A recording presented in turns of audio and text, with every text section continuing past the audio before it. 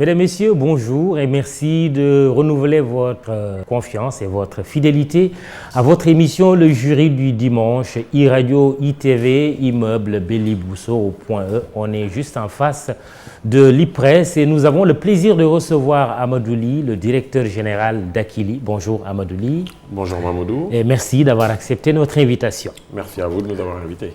Il fait partie de ces jeunes Sénégalais qui entreprennent après avoir appris à lier le bois au bois et être allé apprendre l'art de vaincre sans avoir raison, pour reprendre ainsi Cheikh Hamidou Kane dans l'aventure ambiguë. Aller reprendre ailleurs le savoir-faire de l'autre pour en maîtriser les secrets et les subtilités et pour mieux le domestiquer, c'est probablement ce qu'Amadou Ly a dû faire, lui ancien d'EDF. Électricité de France, un mastodonte de l'énergie dans lequel Ly a séjourné pendant 7 bonnes années. Résultat, le jeune directeur général d'Akili pilote aujourd'hui une jeune entreprise et crée de la richesse et de l'emploi. Docteur ingénieur en physique, diplômé de l'INP Grenoble après un DUT en sciences et génie des matériaux à Blois en France. Amadou Ly, 38 ans, a, comme indiqué dans sa biographie, la passion de l'intelligence énergétique à travers le développement de solutions digitales dédiées à l'efficacité énergétique et aux énergies renouvelables. Son retour au Sénégal en qualité de consultant, il le mettra à profit pour éprouver son ingénierie, directeur associé au sein du cabinet Performance Group, leader du conseil en stratégie et management en Afrique francophone, avec le très connu Victor Ndiaye, certainement. Puis entrepreneur en fondant INES, Integrated Negawatt Energy Services, un cabinet d'ingénierie conseil énergétique. 14 années d'expérience, ça sert à quelque chose et cela donne la confiance d'acteurs clés au Sénégal et à l'international. Akili est désormais associé à Sénélec qui détient 34% de l'entreprise dirigée par Amadou Ly. Que dit ce contrat ? Quel est son modèle économique? Quel est son montant? Akili se substitue-t-elle à Sénélec, comme le soutiennent certains qui dénoncent la transaction? Des questions essentielles à laquelle l'invité du jury du dimanche va répondre, de même qu'il déclinera sa vision du secteur de l'énergie et de ses enjeux ici et ailleurs. Amadou Ly, bienvenue donc. Pétrole, gaz, mix énergétique, énergie renouvelable. Pourquoi l'énergie électrique constitue un défi et un enjeu des temps modernes? Merci Mamoudou. L'énergie est un défi des temps modernes. Je ne dirais pas seulement des temps modernes. Dans le fait, l'énergie a toujours été un défi. Depuis la préhistoire, on l'a vu même dans la manière dont l'humanité a évolué. L'énergie est une ressource fondamentale qui est structurante pour le développement économique et social de nos pays. Donc de ce point de vue-là, l'énergie est au cœur de toutes nos actions. On le voit bien, il n'y a absolument aucune activité de production de biens ou de services que l'on peut entreprendre sans avoir une énergie en quantité, en qualité et au coût le plus optimal possible. Elle est comme l'eau que nous buvons. Indispensable.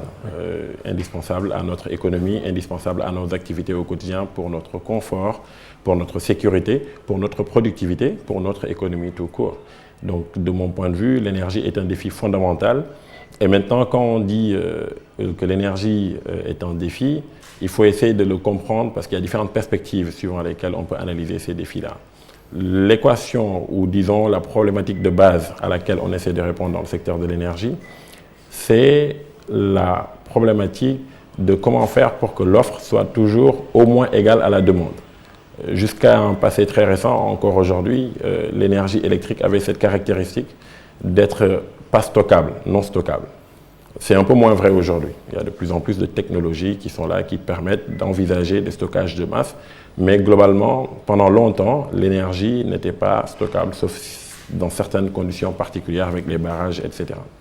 Donc, cette problématique fait que, vraiment, il a tout le temps été question de voir comment est-ce qu'on fait pour que l'offre soit au moins égale à la demande, voire légèrement supérieure à la demande, pour qu'on dispose de réserves pour faire parer à certaines situations de crise, comme cela peut arriver, de perdre des groupes de production d'énergie. Donc ça, c'est la première problématique. avoir la quantité suffisante. Une fois que vous avez la quantité, la deuxième problématique importante, c'est la qualité de l'énergie qu'on vous fournit. C'est une chose d'avoir des centrales qui produisent de l'énergie, c'en est une autre de s'assurer qu'on a l'énergie avec la qualité requise, avec la continuité de services requise. Il fut une période, il n'y a pas si longtemps que ça, 2011, 2010, où on avait des coupures d'électricité assez importantes. On parle de jusqu'à 980 heures de coupures par an. Ça veut dire quasiment presque plus d'un mois et demi, 40 jours de coupures. Ça, on ne peut pas dire que la qualité y était. Et un autre indicateur de qualité, c'est également le niveau de perte. On y reviendra tout à l'heure, c'est-à-dire l'énergie qu'on peut avoir produite, qu'on aurait pu vendre et qu'on n'a pas vendue. Pour quelles raisons? On pourra y revenir plus tard. Alors, quelle est la particularité de l'Afrique et notamment d'un pays comme le Sénégal? Alors, la première des particularités, c'est exactement le point par lequel je viens de terminer, la question de la qualité et notamment des pertes. Pour moi, aujourd'hui... Et le rapport qualité-prix aussi. Bien sûr, il y a le rapport qualité-prix, mais le prix de l'énergie est déterminé par un certain nombre de choses, notamment les ressources que vous utilisez pour pouvoir générer cette énergie-là. Selon que vous êtes naturellement doté de certaines ressources ou pas, votre coût de l'énergie peut être plus ou moins optimal, on va dire, ou plus ou moins élevé. On sait que le Sénégal, jusqu'à aujourd'hui, en vérité, est très dépendant de ressources extérieures, énergie fossile, malgré les très grands efforts qui sont à saluer, qui ont été faits par l'introduction des énergies renouvelables à grande échelle. Il y a encore beaucoup à faire pour faire en sorte que le coût soit optimisé. Il dit dans une sorte de boutade, nous importons tout, sauf l'agent qui travaille. Bon, je vous laisse la reprise de cette phrase-là. Effectivement, j'ai entendu une de nos autorités dire cela récemment et c'est la stricte réalité. Mais on va vers des lendemains meilleurs, on va vers un avenir qui est là devant nous, c'est là. C'est l'exploitation de nos ressources naturelles de pétrole et de gaz. Donc, justement, les ressources, l'Afrique en a toujours disposé. Pour le Sénégal, oui, ça va être nouveau, le pétrole, le gaz, mais l'Afrique semble être le parent pauvre de cette énergie, avec la moitié de la population africaine qui n'a pas accès à l'électricité. Tout à fait. Oui. Alors, c'est parce qu'il ne faut pas que les ressources, en vérité. Il y a les ressources, c'est vrai, mais il faut que les ressources soient exploitées. Donc, il faut des investissements conséquents. Le secteur de l'énergie est un secteur assez capitalistique, intensément capitalistique. Donc, il faut beaucoup de ressources pour pouvoir construire les infrastructures de production. Une fois qu'on a produit cette énergie-là, bien souvent, il faut l'acheminer pour la transporter, la distribuer auprès des consommateurs. Et donc, ça demande beaucoup de moyens. Et c'est ça, en vérité, la problématique à laquelle on fait face. Souvent, ce n'est pas seulement la disponibilité des ressources, c'est aussi une question de moyens financiers pour pouvoir faire les investissements requis, pour pouvoir apporter l'énergie auprès de chacun de nos concitoyens, que ce soit au niveau du Sénégal ou en Afrique. Et qu'en est-il des pays développés ? Oui. Puisque vous avez travaillé à EDF, il faut quand même le rappeler, Électricité de France. Électricité de France. J'ai eu l'honneur et la chance, je dirais, de travailler dans une des, il me semble, si ce n'est aujourd'hui le plus grand énergéticien au monde, il fait partie des 2 ou 3 premiers énergéticiens au monde. J'y ai appris la rigueur du secteur de l'énergie et les enjeux de comment tout ça est organisé, on va dire. Et ce que j'ai pu voir dans le secteur de l'énergie de manière générale dans le monde occidental, c'est qu'effectivement, ils ont fait tous les investissements qu'il fallait pour pouvoir arriver à apporter cette énergie-là à l'ensemble de leurs consommateurs. Mais cela s'est appuyé sur des politiques publiques extrêmement hardies, volontaristes, pour pouvoir arriver à apporter cette énergie à tout le monde, en s'appuyant également sur des politiques économiques. Parce qu'en vérité, l'énergie à elle seule, comme je le disais à l'entame de mon propos, on pourrait dire qu'entre guillemets, elle ne sert à rien. Elle ne sert que parce qu'elle est un intrant extrêmement important pour le développement d'un certain nombre d'activités économiques. Et aujourd'hui, ils ont résolu ce problème-là. Enfin, depuis longtemps, les Occidentaux ont résolu ce problème-là. Ils n'ont pas de problème de quantité, enfin un tout petit peu, mais il y a des marchés intégrés qui permettent de régler ce problème-là. Ils n'ont pas de problème de qualité. Ils n'ont pas de problème de coût. La plupart du temps, le coût de l'énergie est assez optimisé, comparé en tout cas au coût que nous avons aujourd'hui dans nos pays. Et l'économie aussi. L'économie de l'énergie, c'est aussi une source d'énergie. C'est des pays qui se sont pliés à cette règle quelque part. On donne souvent l'exemple de ces pays pour les besoins d'économie qui augmentent un peu leur fuseau horaire, entre guillemets, par rapport à d'autres, pour pousser leur population à consommer moins. C'est exact? Vous avez totalement raison. Oui, c'est vrai. Historiquement, c'est ça l'histoire des changements d'horaire. Mais au-delà de cela, en vérité, l'économie d'énergie, vous l'avez dit vous-même, est la première source d'énergie. Vous avez parlé tout à l'heure dans la présentation de ma biographie de la première société que j'ai créée qui s'appelle INES, Integrated Negawatt Energy Services. Le mot négawatt est un jeu de mots avec l'unité de puissance habituelle qui s'appelle le mégawatt pour dire des watts en moins. Parce que effectivement, la première des choses à faire, c'est d'utiliser rationnellement l'énergie. Un des problèmes que nous avons effectivement dans nos pays, c'est l'utilisation rationnelle de l'énergie, la maîtrise de l'énergie. Parce que quand vous n'avez pas assez d'énergie et que tout le monde n'a pas accès à cette énergie-là, si on utilise de manière rationnelle cette énergie, l'excédent qu'on arrive à dégager, c'est quelque chose qui peut être utilisé pour être redistribué à d'autres qui n'ont pas accès à cette énergie-là. Donc définitivement, l'économie d'énergie est un levier et un enjeu extrêmement important. Est-ce que dans un tel contexte, une hausse du prix de l'électricité peut se justifier? Là, on est dans une question d'actualité brûlante. Oui, question d'actualité brûlante. Le prix de l'électricité, la hausse du prix de l'électricité peut se justifier en fonction d'autres paramètres. Je ne suis pas, on va dire, l'autorité la plus autorisée pour pouvoir en parler, mais vous avez entendu toutes les explications qui ont été données sur cette question-là. Il faut comprendre que le prix est déterminé. On a du mal à comprendre cela. Oui, vous avez raison, je peux le comprendre. Oui. Mais ce qu'il faut, en vérité, pour le consommateur, la chose la plus importante, ce n'est pas seulement le prix de l'électricité, c'est la facture de l'électricité. Ce qui est légèrement différent. Parce que cette facture, elle résulte de deux paramètres. Elle résulte du prix effectivement auquel l'opérateur électricien, aujourd'hui la Senelec, vend cette électricité-là, mais également de la quantité d'énergie que nous consommons. C'est le produit de ces deux-là qui permet d'arriver à établir votre facture. Le prix, il est déterminé par un certain nombre de choses qui résultent de la politique, la politique d'investissement, de la planification et tout un tas de choses. On a parlé du prix du baril. Tout ça, c'est effectivement des paramètres qui rentrent en ligne de compte et qui sont très déterminants. Mais il y a quelque chose sur lequel on a plus ou moins de contrôle. Mais il y a un point fondamental qui est celui de la consommation sur lequel le consommateur a effectivement un contrôle. La première des manières pour maîtriser sa facture d'électricité, c'est de faire en sorte de comprendre ce qu'on consomme, comment on le consomme. Parce que quand vous recevez une facture d'électricité, où on vous dit, en gros, voici, à la fin du mois précédent, vous étiez à 100, à la fin de ce mois-ci ou de ce bimestre-là, vous êtes à 200, on fait le delta là, entre les deux, 200 moins 100, ça fait 100, multiplié par le prix du kilowattheure, par exemple, qui est à 100 francs, ça fait, disons, 10 000 francs. Bon, les 100 que vous avez consommés là, idéalement, vous devrez étudier pour voir est-ce qu'il n'y a pas de possibilité pour qu'il soit 90, 80, 70 en fonction des leviers dont vous disposez. Il y a cette possibilité? Définitivement. C'est le métier aujourd'hui d'Akili en vérité. C'est un des métiers d'Akili. On s'est positionné pour apporter des solutions pour accompagner les consommateurs à suivre leur consommation en temps réel, de pouvoir être informés à partir de leur téléphone portable, à partir de leur ordinateur, en ayant accès à un compte qui est une plateforme en ligne, et de pouvoir être informés sur comment ils consomment l'énergie.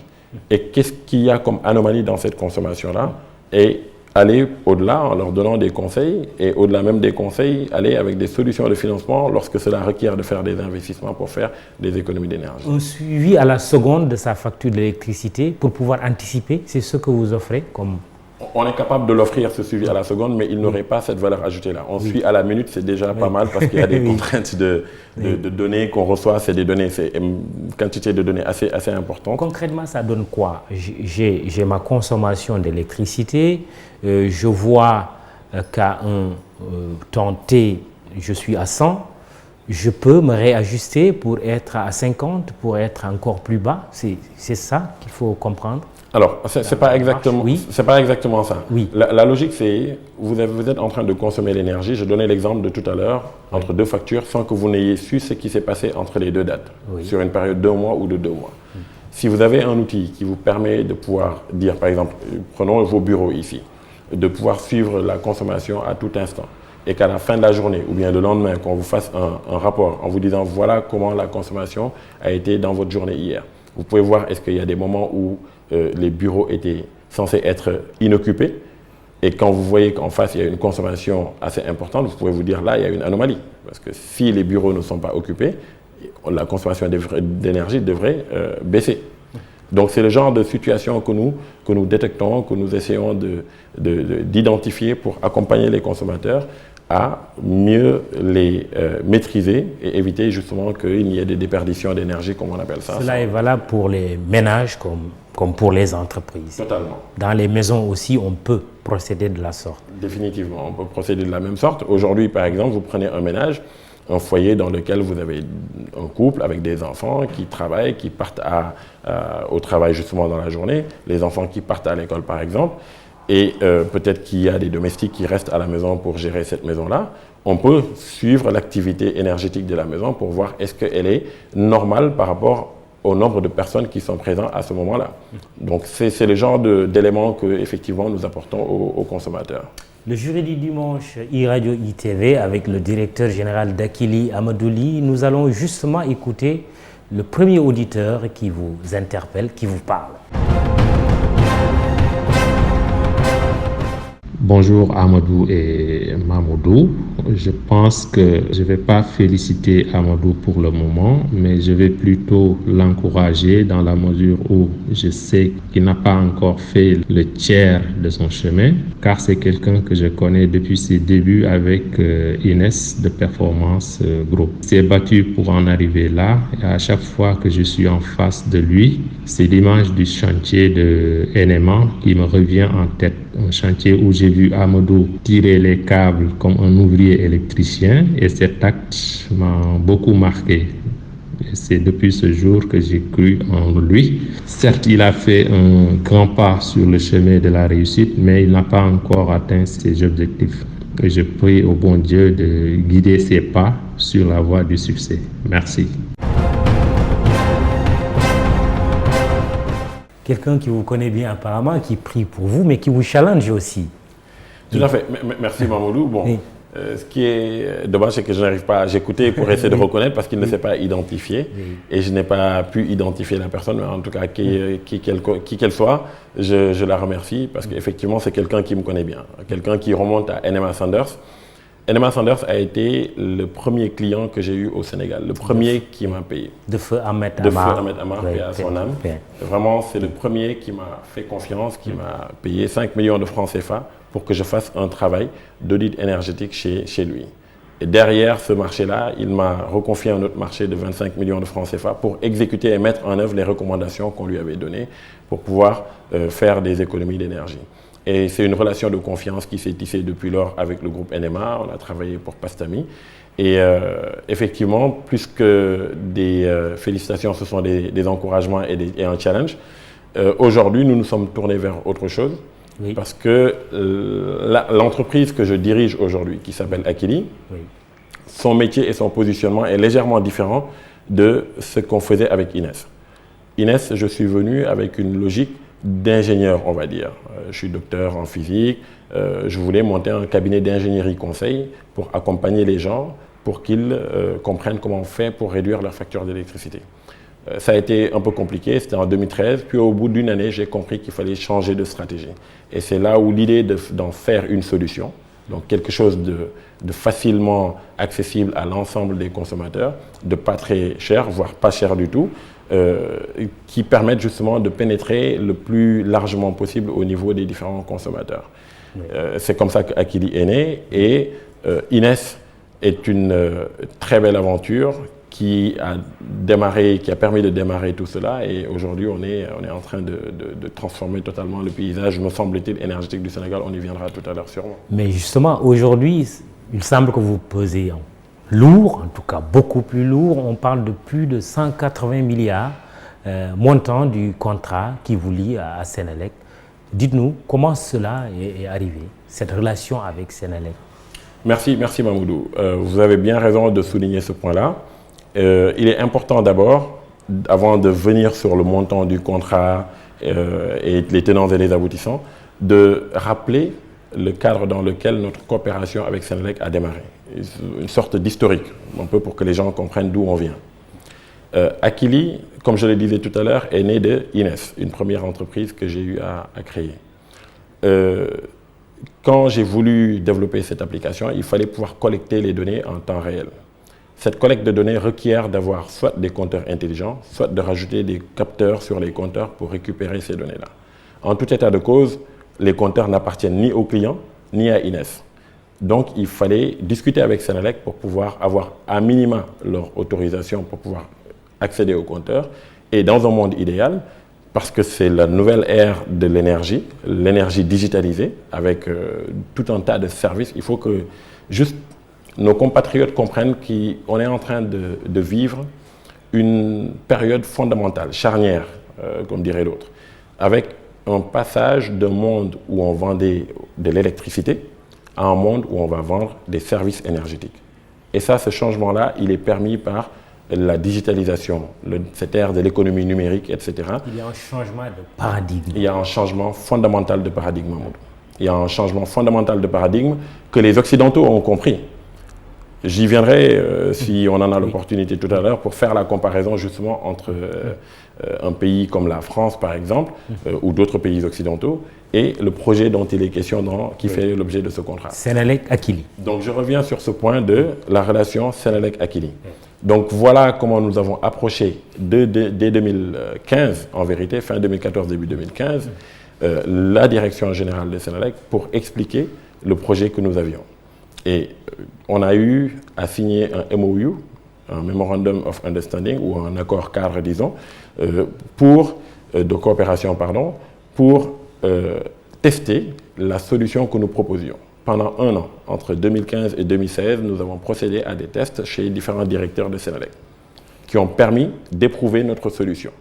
Et une fois que cette épreuve a été, on va dire, concluante, la direction générale de Senelec, sur autorisation de son conseil d'administration, a vu l'opportunité, vous le disiez tout à l'heure vous-même, que la maîtrise de l'énergie était la première source de production d'énergie, donc l'opportunité de prendre des parts dans une société qui se prépare pour les services énergétiques du futur.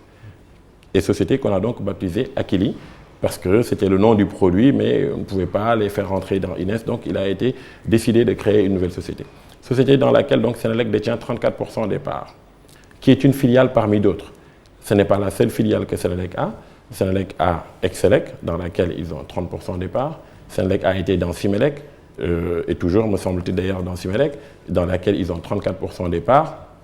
Et la logique qui a présidé à ce que Senelec entre dans des filiales, c'est pour répondre le plus efficacement possible aux contraintes d'exploitation auxquelles ils font face pour satisfaire les consommateurs. Ce n'est pas la compréhension que certains compatriotes en ont, qui pensent qu'aujourd'hui le courant est privatisé, que Akili détient 66% de Senelec. Bon, oui. Vous avez raison, ça me fait sourire parce que effectivement c'est assez inquiétant qu'on puisse diffuser de telles contre-vérités, si je puis dire. Oui. Je pense que ça se saurait si on avait privatisé 66% de la Senelec. Là, on a affaire à des gens, me semble-t-il, qui parlent de choses qu'ils ne maîtrisent pas.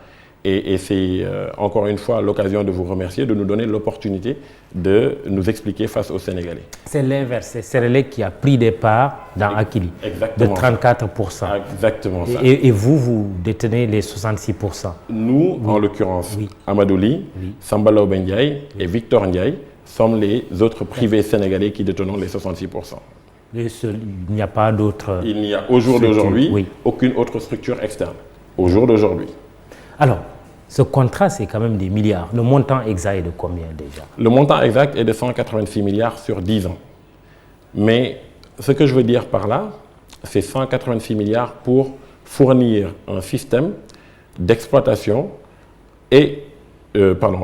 pour fournir un système de comptage, d'exploitation et de maintenance de ce système de comptage. Donc ce n'est pas des compteurs qu'on est en train seulement de fournir, on est en train de fournir un système intelligent, c'est-à-dire ce qu'on appelle un système de comptage avancé qui exploite effectivement des compteurs intelligents, mais les compteurs intelligents en tant que tels, à eux seuls, ne sont rien. Il faut un système pour exploiter toutes les données. Si je prends votre téléphone là et que je le pose là en disant il peut vous envoyer des données, vous voyez bien que le fait qu'il vous envoie des données ne vous fait pas plus avancer tant que vous n'avez pas un système à l'autre bout de la chaîne qui lui est en train d'exploiter l'ensemble des données que vous êtes en train de recevoir pour vous aider à être plus efficace dans votre exploitation au quotidien. Donc vous avez 2,7 millions de compteurs à fournir dans les 10 prochaines années. Senelec compte actuellement 1,5 million de clients. Chaque client possède un compteur. Quand on regarde la dynamique de croissance de la clientèle de Senelec, elle augmente environ de 7% par an. Donc si on fait la prospective d'ici aux 10 prochaines années, ça nous fait à peu près 2,7 millions, 2 742 600 clients précisément. Donc si vous prenez 186 milliards Mamoudou, que vous divisez ça par 2 742 000 compteurs, ça vous revient, si je ne me trompe pas, aux alentours de 68 000 francs en moyenne par compteur. Chacun de ces compteurs-là a une durée de vie de 20 ans. 20 ans. Donc si vous prenez 68 000 que vous divisez par 20 ans, que vous divisez par 12 le nombre de mois que vous avez dans une année, ça revient à dire 283 francs CFA par compteur par mois. Je rappelle juste que chacun des consommateurs sénégalais paye une redevance de 429 francs CFA minimum par mois pour ces services-là. Et d'autres services. Mais ça permet de couvrir le coût du compteur et l'exploitation du compteur. Donc il est extrêmement important. C'est sur cette base que vous êtes rémunéré? Alors, notre rémunération est légèrement différente. Donc j'y viens si vous permettez parce que ce point est extrêmement important. Oui. Ce qu'il faut rappeler, c'est quelle est la raison pour laquelle on a lancé ce projet. Le projet de déploiement généralisé de compteurs intelligents, puisque c'est de cela qu'il s'agit, déployer de manière généralisée, c'est-à-dire au niveau de tous les consommateurs, des compteurs intelligents. Ce projet-là, il a été fait pour relever un des défis majeurs de Senelec et du Sénégal, qui est celui de la maîtrise des pertes. À l'entame de mon propos, je parlais de la quantité, de la qualité, et dans la qualité, les coupures et les pertes. Les pertes dont il est question, Mamoudou, il s'agit de 1273 milliards de francs CFA que le Sénégal pourrait perdre dans les 10 prochaines années dans le secteur de l'énergie, dans le sous-secteur de l'électricité en particulier. Je répète les chiffres pour que ce soit ancré dans l'esprit de nos concitoyens. 1273 milliards de francs CFA dans les 10 prochaines années. Sachant qu'on a déjà perdu au cours des dernières années près de 800 milliards de francs CFA. Pourquoi? Parce que c'est des pertes techniques et des pertes non techniques. Les pertes non techniques, c'est tout ce qui est fraude, et anomalies de comptage, etc. Il y en a un certain nombre. Et cet ensemble représente à peu près 17% de la valeur de ce qui est produit par Senelec. 17%. C'est environ 30 à 40 milliards. Mais puisque la clientèle augmente chaque année, la consommation d'énergie augmente chaque année, donc la valeur absolue de ces pertes augmente également dans le temps. Si on se compare à des pays occidentaux, comme la France, comme l'Italie. L'Italie a été le premier pays au monde à avoir déployé ces systèmes de comptage intelligent généralisés parce qu'ils avaient ces mêmes problématiques de perte. Aujourd'hui, la France a déployé et est en train de déployer depuis 2014 35 millions de compteurs. Ce projet, c'est 5,4 milliards d'euros. C'est à peu près, disons, 4 000 milliards de francs CFA, pour faire ça. Si on fait le calcul 4 000 milliards de francs CFA divisé par 35 millions de compteurs, on arrive à peu près 100 000 francs, un peu plus de 100 000 francs par compteur, comparé à nos 68 000 francs par compteur dont je parlais tout à l'heure. Donc il est important de retenir qu'on est en train de dire qu'on a investi ou qu'on prévoit d'investir 186 milliards dans les 10 prochaines années pour espérer aller chercher au moins 500 milliards sur les 1273 milliards qu'on va perdre. Très bien. Ça, c'est fondamental. Faire économiser à Senelec combien de milliards? 500 milliards, c'est ce sur quoi nous nous sommes engagés. Les 10 prochaines années. Dans les 10 prochaines années. Décomposé comme suit, c'est-à-dire la réduction des pertes, environ 325 milliards, et la réduction de charges d'exploitation, parce que ces compteurs intelligents-là, vous n'avez pas besoin de déplacer des agents pour faire la relève. Vous n'avez pas besoin de déplacer un agent pour faire la coupure. Vous n'avez pas besoin de déplacer un agent pour diagnostiquer pourquoi est-ce qu'il a un problème. Tout ça se fait depuis un centre de contrôle. J'ai vu récemment la société Sen'Eau, qui vient d'arriver dans le secteur de l'eau. Une des premières choses qu'ils ont annoncées, ce n'est pas officiel, mais j'ai vu sur leur page LinkedIn, qu'ils allaient déployer un système de comptage du même type. Parce que ce qui se fait effectivement dans l'électricité est possible également dans le secteur de l'eau. C'est une tendance lourde aujourd'hui. C'est une tendance inévitable. Oui, vous êtes à un taux de couverture de combien en termes de mise à disposition des compteurs? Alors, c'est une question fondamentale que vous venez de poser là. Oui. Permettez-moi juste de Oui. terminer juste sur le Oui, point sur allez-y. lequel j'étais avant, Oui. par rapport à ces notions de coût. Oui. Coût, avantage, coût, bénéfice. Ce qui est extrêmement important à retenir également, c'est que ce projet dont on parle, Mamoudou, c'est nous qui l'avons financé. Il ne s'agit pas de 186 milliards qu'on a pris dans les comptes de Senelec qu'on est en train de nous donner. Non, c'est un contrat cadre sur 10 ans dans lequel Akili, avec ses partenaires techniques et financiers, a dit à Senelec, on vous donne 85% du financement sous forme de crédit que vous allez pouvoir rembourser sur 4 ans avec 1 an de différé. Donc, dans les faits, le risque financier, il est chez nous aujourd'hui.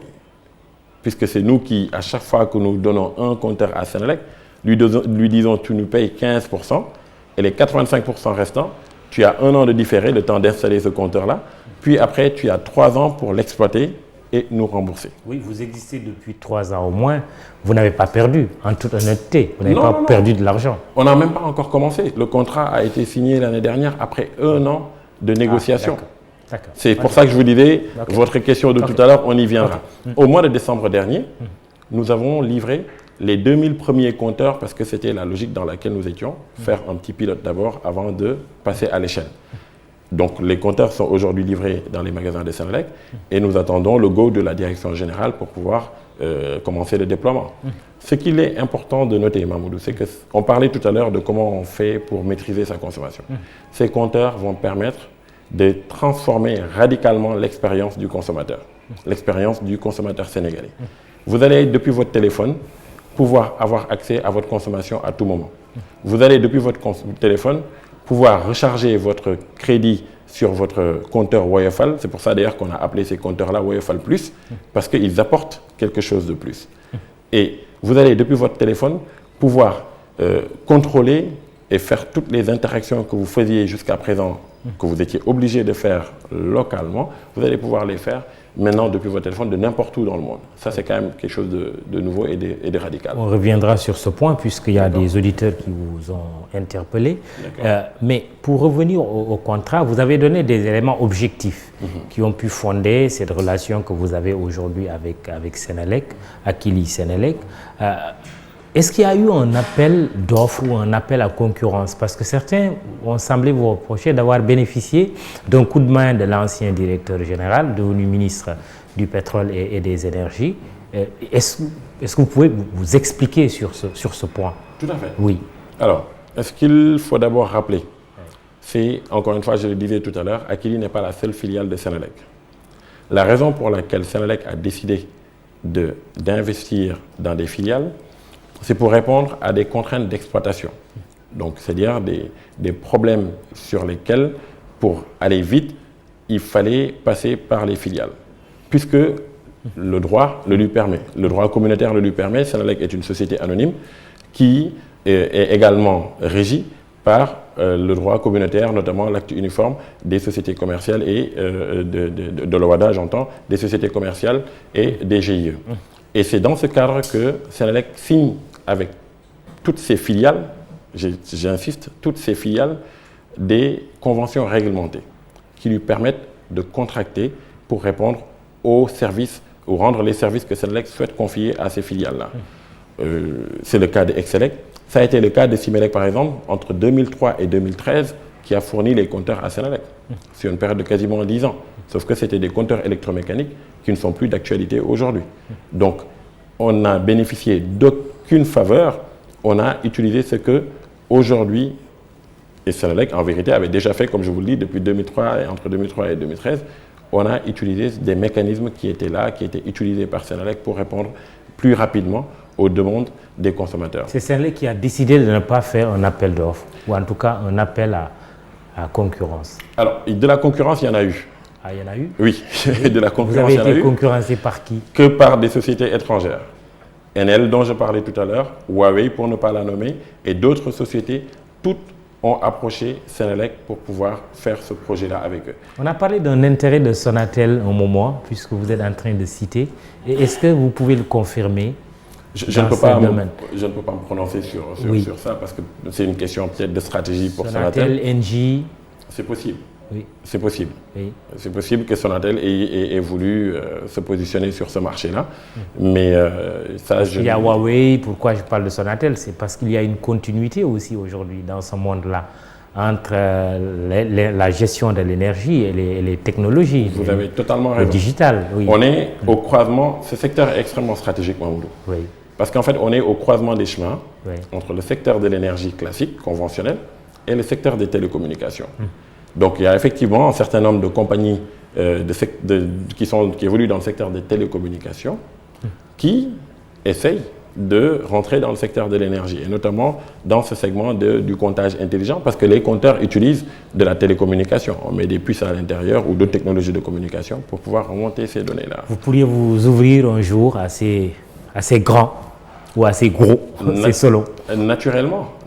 Si l'opportunité se présente et que les intérêts sont convergents, il n'y a aucune raison pour qu'on ne s'ouvre pas. Quelle est votre relation avec l'ancien directeur général Mohamedou Makhtar Cissé et quelle est votre relation avec l'actuel Papa Mademba Bitèye? J'ai de très bonnes relations avec les deux, en vérité. Les deux, je les ai connus dans le cadre professionnel. Mohamedou Makhtar Cissé, il m'a trouvé à Senelec en tant que, vous le rappeliez tout à l'heure, j'ai été consultant, directeur associé au sein du cabinet Performance Management Consulting, devenu Performance Group aujourd'hui, dirigé par Victor Ndiaye. Okay. En 2015, je faisais la mission d'audit organisationnel, j'ai piloté la mission d'audit organisationnel et managérial de la Senelec, financée par la Banque mondiale. Et c'est dans ce cadre que j'ai connu l'actuel ministre, ancien DG de Senelec. Et vraiment, il est important de préciser cela. Cette connaissance n'a eu aucune influence sur la signature de ce contrat-là. Le contrat dont il est question a été discuté avec l'ensemble des parties prenantes au sein de Senelec, en tout cas la direction générale.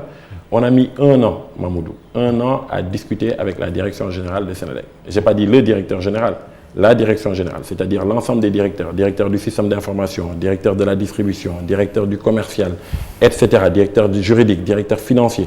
Tous ces directeurs-là ont été impliqués dans le processus de négociation et de discussion de ce contrat-là. Et il est important de préciser que ce contrat a été approuvé par le conseil d'administration. Ça me permet de revenir à M. Bitèye, qui était, avant d'être DG de Senelec, secrétaire permanent à l'énergie et membre du conseil d'administration de Senelec. Donc il a assisté à toutes les réunions auxquelles je suis venu présenter justement devant le conseil le bien fondé de notre projet, et ils l'ont approuvé. Est-ce qu'il y a une tentation ou une tentative de remise en question aujourd'hui de ce contrat avec Senelec, de part et d'autre? De part et d'autre, je voulais dire du côté d'Akili et du côté de... Oui, une question comme ça, oui. Ou non, vous avez raison, par ma connaissance. Oui. Par ma connaissance, il y a des gens en interne de Senelec qui effectivement n'étaient pas forcément impliqués, et c'est normal, comme je vous dis, c'est la direction générale qui était impliquée, qui ont eu à s'interroger, à poser des questions. Absolument. Et on a organisé un atelier avec des syndicats l'année dernière avec une 40aine de participants et nous avons répondu à la totalité des questions qui nous ont été posées par les syndicats. Quand je dis nous, c'est à la fois Akili en tant que prestataire, parce qu'il faut nous voir ici comme un prestataire de service, et Senelec en tant que donneur d'ordre, c'est-à-dire la direction générale dont je parlais qui a participé à ces travaux-là. Vous avez pu les rassurer et rassurer l'actuelle direction? Alors, ce n'est pas à nous de rassurer l'actuelle direction, parce que l'actuelle direction est la même que celle qui a signé le contrat. Donc, il n'y a rien qui a changé. Les syndicats ont posé des questions légitimes dans l'optique de s'assurer que les intérêts des salariés de Senelec et de la nation sont bien défendus. Et on a répondu, me semble-t-il, à l'ensemble de leurs questions. Jeudi dimanche, Amadou Ly, directeur général d'Akili. Nous allons écouter cet autre auditeur vous interpeller sur vos compteurs, les pertes non techniques. Nous l'écoutons. Bonjour Amadou, moi c'est Sarah. Je voudrais vous poser 2 questions. Ma première question est-ce qu'il différencie les compteurs intelligents utilisés par le grand compte de vos compteurs intelligents? Ma deuxième question, Et est-ce que Akile dispose d'un système pour lutter efficacement contre les pertes techniques? Je vous remercie. Oui. Je vois que ça, c'est une question d'un connaisseur. Me semble-t-il même que ça doit être une question de quelqu'un qui est agent de Senelec. Il y a 2 points. Donc, le premier, c'est qu'est-ce qui différencie nos compteurs de ceux qui sont utilisés par les compteurs intelligents utilisés pour les grands comptes. Et la deuxième, c'est est-ce que Akili a un système qui permet de lutter efficacement contre les pertes non techniques? Sur la première question, la principale différence, c'est que nous sommes propriétaires du système d'information qui exploite les données des compteurs dont je vous parlais tout à l'heure. Je vous disais tout à l'heure que le compteur en tant que tel est juste un objet, un accessoire qui collecte de l'information, qui vous envoie cette information. Et vous devez avoir un logiciel, plus qu'un logiciel, c'est un système en vérité, qui permet d'analyser toutes ces données-là en temps réel, en tout cas, même si ce n'est pas en temps réel, de les analyser.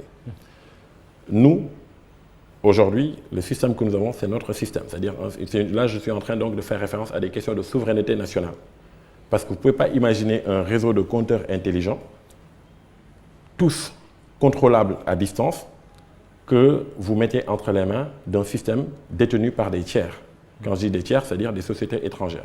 Or, c'est le cas actuellement. Le système qui est actuellement à Senelec, pour les compteurs de grands comptes, c'est-à-dire une infime partie de la clientèle, mais qui représente 50% quasiment du chiffre d'affaires de Senelec, ces compteurs-là, effectivement, ils sont gérés par un système déployé par un partenaire chinois, qui est d'ailleurs notre partenaire par ailleurs sur le projet sur lequel nous sommes. C'est une question de souveraineté, de sécurité énergétique. C'est une question de souveraineté nationale, de sécurité technologique, de sécurité nationale, que de ne pas laisser entre les mains d'un étranger le contrôle, le pilotage de tout un système qu'on peut décider par exemple de créer un blackout à distance sans aucun problème. Oui, je comprends qu'on puisse encourager les Sénégalais, surtout les jeunes, à investir, à être même des champions et à multiplier des champions économiques un peu partout.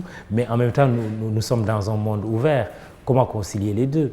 C'est totalement conciliable. Oui. La preuve, je vous disais que ce partenaire-là est notre, enfin, ce fournisseur chinois, Kaifa pour ne pas le nommer, est aussi notre partenaire. Oui. Donc en vérité, ce n'est pas incompatible.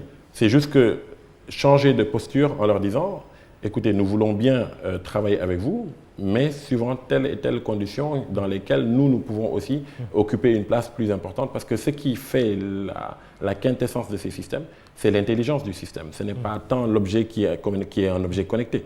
C'est toute la partie informatique, logicielle, qui permet de valoriser ces données-là, de les exploiter et d'en tirer la quintessence. Et ça, il est important qu'on puisse parler avec nos partenaires d'égal à égal en leur disant « nous voulons bien travailler avec vous, mais à condition que… » Et ça a été entendu par nos partenaires. Je vous disais tout à l'heure, c'est nous qui avons financé le projet. Ce financement est venu de nos partenaires. Autant vous considérez comme un champion national à encourager comme je pense modestement que c'est ce que nous sommes, en tout cas c'est ce que nous aspirons à devenir. Oui. Je pense qu'il est important que nous comprenions que l'ère dans laquelle nous allons, cette ère de l'économie numérique, est une chance formidable pour nos économies, pour nos pays. Oui. C'est-à-dire que de là, on peut très rapidement développer de très grandes structures. Et prenons l'exemple des Google, des Facebook, des Twitter, toutes ces entreprises qui font partie de notre quotidien aujourd'hui, Mamoudou. Ces entreprises se sont créées par des petits jeunes il y a 10 ans, il y a 15 ans, et qui aujourd'hui représentent les plus grandes capitalisations au niveau des places financières aux États-Unis. Sur la page Facebook de l'émission Jury du dimanche, Ibrahim Bousso, comment Akili permet de superviser en temps réel la consommation énergétique des ménages, des entreprises et de réduire le montant de leurs factures d'électricité? Akili peut-elle lutter contre la fraude d'électricité? Est-ce qu'il est facile avec la digitalisation d'Akili d'inciter le grand public à être intéressé vu les difficultés qu'on a à avoir la connexion? Ndiol Sambou, j'aimerais savoir pourquoi les concessionnaires comme la société Comacel, que je ne connais pas, mais c'est sa question, exploitent le monde rural avec des recharges mensuelles de 5 000 francs à 6 500 francs. Samba Thiam, quel serait l'enjeu pour Senelec si le prix de l'électricité revenait à la baisse, puisqu'on parle aujourd'hui de hausse? Ces questions mises ensemble, plus celle tout à l'heure qui a précédé, en vocal, qui dit quelle est la différence entre vos compteurs et les compteurs dits intelligents. Est-ce que vos compteurs permettent d'éviter les pertes non techniques? Voilà, tout ça mis ensemble. Quelle est votre réponse pour avancer tout ça, pour synthétiser tout ça? De manière synthétique, ce qui est revenu assez souvent, c'est la notion des pertes. Effectivement, je le disais, et j'y reviens encore une fois, Mamoudou, ce chiffre-là, il est important que les Sénégalais le retiennent. 1273 milliards de francs CFA qui seront perdus dans les 10 prochaines années si on ne change pas de paradigme, si on ne change pas de façon de faire en exploitant ces outils modernes pour pouvoir réduire ces pertes de manière drastique. Et une promesse d'aller chercher 500 milliards sur ces 1273 milliards dans les 10 prochaines années. Ça, c'est la promesse de Akili que nous faisons. Et en quoi notre système permet de résoudre ces problèmes-là? Ce serait trop long à expliquer, oui. Mais juste retenir que si vous ne savez pas contrôler le flux de l'énergie depuis les centres de production jusqu'au consommateur final, il vous sera très difficile de localiser les endroits dans lesquels vous êtes en train de perdre cette énergie-là. Donc, ce que permet de faire globalement ce système-là, c'est d'avoir une sorte de supervision à 360 degrés de tous les systèmes électriques de manière à savoir à chaque instant quel est le flux de l'énergie qui est en train de transiter dans le système et être capable de localiser les zones de perte et de faire en sorte que des contrôleurs de Senelec puissent être déployés pour aller identifier et corriger les problématiques qui auront été remontées par le système d'Akili. Vos compteurs ne sont-ils pas chers? Est-ce que dans ce contrat avec Senelec, le consommateur a tendance à payer plus cher sa facture ou plutôt moins avec votre arrivée? Est-ce que vous n'avez pas un impact à la hausse ou à la baisse? C'est une question d'enfant. Hein? Oui, sur la facture, ma facture d'électricité qui est celle aussi de l'auditrice ou de l'auditeur qui nous écoute, qui nous regarde. Et qui est aussi la mienne. Oui, oui. Quel est votre impact? Qu'est-ce que vous avez Notre apporté? impact est très positif, Mahmoud.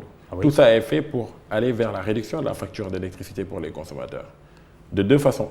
D'abord, en agissant sur le prix de l'électricité dont on parlait à l'entame, parce que le fait de réduire les pertes contribuera à augmenter les revenus de Senelec. Donc si on augmente les revenus de Senelec, je pense que vous avez entendu parler de ce mécanisme de compensation Oui. par rapport au revenu maximal autorisé. Oui. Si vous augmentez les revenus de Senelec, vous réduisez les chances qu'il y ait à compenser quoi que ce soit. J'achète quand même votre compteur à 68 000 francs, n'est-ce pas? Oui, mais vous ne l'achetez pas à 68 000 francs. Oui. Je vous ai parlé d'un coût de revient sur toute la durée de vie, c'est-à-dire sur 20 ans. Oui. Et je vous dis en même temps que vous payez 429 francs par mois, là où le compteur revient à 283 francs CFA par mois. 429 sur ma facture. Que vous êtes déjà en train de payer actuellement. Sur ma facture, Oui, oui. Donc c'est inclus. Et C'est déjà c'est ça inclus. qui vous rémunère. En fait, ce n'est pas ça qui nous rémunère. Nous, je comprends votre point. Oui. Il va de soi qu'il faut qu'on soit rémunéré. Nous, en vérité, notre rémunération, elle est duale. C'est-à-dire que vous avez deux parties. Il y a une partie fixe Oui, qui consiste à rembourser oui. tous les investissements qu'on a eu à faire. D'accord. Mamoudou, que ce soit nous, que ce soit un tiers, Oui, les compteurs, il faut que Senelec les achète. très bien. Les accessoires, il faut que Senelec les achète. Oui. Donc il faut bien payer cela.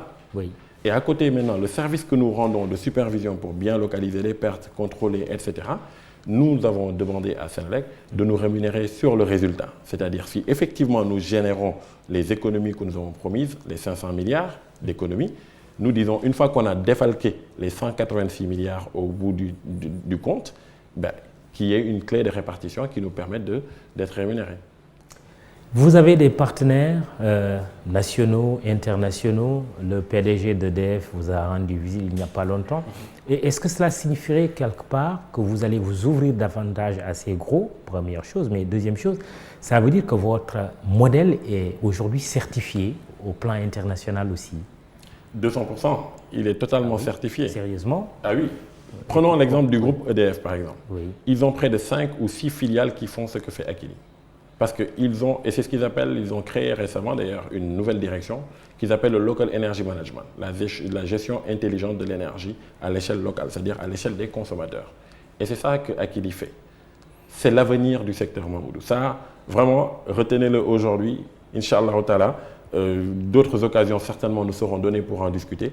Je vous garantis que on est en train de vivre une transformation radicale du secteur de l'énergie. C'est une autre révolution à l'image de la fameuse révolution industrielle.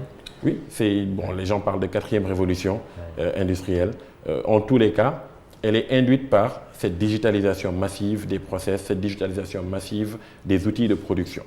Donc, ça fait qu'il y a une quantité énorme de données qui remontent. Et en vérité, plus que les objets ou les éléments qui permettent d'envoyer ces données-là, ce qui est le plus important, c'est la capacité d'analyse et de traitement de ces données-là pour pouvoir en tirer des services supplémentaires à vendre. Je parlais donc tout à l'heure de basculer de l'ère où on vend de l'électricité à une ère où on vend des services énergétiques. On a vu la même chose s'opérer dans les télécoms. Combien de personnes aujourd'hui achètent de la data pour accéder à Internet sur son téléphone, etc. Avant, on ne connaissait ça que pour la voix. Payer pour acheter de la voix. Donc, notre ambition, c'est de devenir une plateforme, une très grande plateforme, devenir un des Google de l'Afrique ou un des Facebook de l'Afrique. Senelec ne peut pas devenir le Google de l'Afrique parce que Senelec est une société industrielle. Elle n'a pas vocation à se concentrer sur des services. Par contre, elle a tout intérêt, me semble-t-il, à voir comment, et ça a été avant-gardiste, je pense. Oui. Il suffit de voir comment Akili est cité en exemple par les bailleurs, les MCC, Banque mondiale, etc., par rapport à ce modèle-là. C'est extrêmement important de savoir que la présence de Senelec, elle est hyper stratégique parce que quand demain nous commencerons à nous déployer dans d'autres pays, Mamoudou, je pense que c'est quelque chose qui aura un impact net sur les finances et la rentabilité de Senelec. Justement, c'est ce que j'étais en train de dire. Concrètement, vous permettez à Senelec de maîtriser ses coûts de pointe, à réduire ses pertes, mais pour le consommateur final, c'est aussi la baisse de la facture d'électricité. C'est ça l'enjeu et ce n'est pas encore le cas. L'électricité continue d'être chère. Vous avez raison, ça va venir et permettez-moi juste de saisir cette occasion pour mettre des chiffres concrets sur l'impact qu'Akili a déjà eu aujourd'hui pour Senelec. Depuis 2 ans et demi, 3 ans maintenant que nous travaillons ensemble, on a fourni près de 340 000 compteurs à Senelec. Non intelligents pour le coup, les anciens compteurs. Mais toujours dans ce processus de passation de commandes qui nous permettait de leur fournir en tant que filiale assez rapidement pour faire face à leurs contraintes d'exploitation, on a fait économiser 1,4 milliard de francs CFA à Senelec sur ces compteurs-là. 1,4 milliard. On a réduit les délais d'approvisionnement de 75%. C'est-à-dire en moyenne avant, lorsqu'on passait par le processus des appels d'offres, etc., c'est en moyenne 12 mois entre le moment où le besoin est exprimé et le moment où les compteurs sont livrés chez Senelec. Avec Akili, ces 12 mois sont devenus 2,7 mois. Donc parlons de 3 mois pour faire simple. Avant, il fallait payer des lettres de crédit pour pouvoir payer, donc des charges financières pour pouvoir payer les fournisseurs. Avec Akili, ces mécanismes ont été arrêtés. Donc ça, c'est un impact tangible. Permettez-moi juste de finir là-dessus. Oui. On a un autre projet qu'on a déployé pour Senelec qui s'appelle Smart Sen, comme Smart Senelec, qui est effectivement constitué de compteurs intelligents que nous avons déjà commencé à déployer un peu partout dans Dakar et dans les régions. Oui. On a fait économiser, rien qu'à Dakar, où on avait commencé le déploiement en 2018, sur 2019, on a fait économiser 800 millions de francs CFA à Senelec. Si vous faites la mise à l'échelle par rapport au pays, c'est environ 3 milliards de francs CFA qui seront économisés par an pour un projet qui vous a coûté à peu près 4 milliards, Mamoudou. On va rapidement terminer, c'est ma dernière question.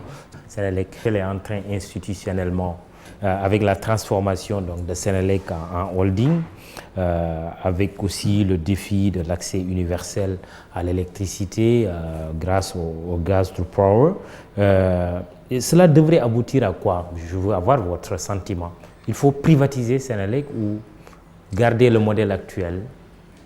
Je ne saurais dire s'il faut privatiser parce qu'il n'y a pas en vérité de dogme sur ces questions-là. Ce n'est pas parce que ça va devenir privé que ça va devenir plus performant. Ce qui est important, c'est la performance de la société. Vraiment, ça c'est le paramètre le plus important. La filialisation va dans cette optique-là, l'optique de plus de performance, en se disant que Senelec peut-être en tant que tel aujourd'hui est un mastodonte. Et donc, le fait de la décomposer en 3 filiales de production, de transport, distribution et commercialisation, c'est peut-être quelque chose qui permettra d'avoir des entreprises à taille plus raisonnable où on peut piloter ça de manière plus aisée et atteindre la performance recherchée. Donc il n'y a pas comment dire, de vérité absolue ou de dogme qui consisterait à dire que si on privatise, Senelec va être plus performante. Faudrait-il que Senelec épouse les télécoms, les nouvelles technologies, ou plutôt l'inverse, que Senelec songe à se doter d'une licence de télécommunication? Senelec pourrait, dans sa stratégie de diversification de ses revenus, parce qu'elle a une grande capacité en termes de fibres, je n'ai plus les longueurs en tête, mais ils ont une grande capacité de fibre optique déployée dans le réseau de transport. Ce serait quelque chose de possible pour Senelec de voir comment exploiter cela. Mais ce qui est le plus important, encore une fois, c'est de se concentrer sur le métier premier de Senelec, qui est de fournir de l'électricité aux Sénégalais. Avez-vous des craintes que votre contrat soit cassé un jour, vous, Akili, directeur général Amadou Ly? Aucune crainte. Merci. Amadou Ly, directeur général d'Akili, qui était venu nous parler de l'énergie, ses défis, ses enjeux, mais également de ce contrat qui lie Senelec à la société qu'il dirige, Akili. Merci donc, jury du dimanche, iRadio, ITV, Imedia SN aussi, avec Aliou Diouf qui est déjà là et le photographe Abdoulaye Silla qui vont donc vous restituer cette émission sur votre site imedia.sn. Imedia, c'est l'information certifiée. Sur les réseaux sociaux, Binta Alexandra Ndiaye, Biram Pouy. Merci à l'équipe technique d'iRadio, d'ITV. Abdoulaye Ndiaye, Babacar Ndiaye et tous les autres. Ibama, le preneur de son. Bon, ils sont nombreux à vous servir cette émission présentée par Mahmoud Ibrakan avec un immense plaisir. Bon dimanche, rendez-vous dimanche prochain.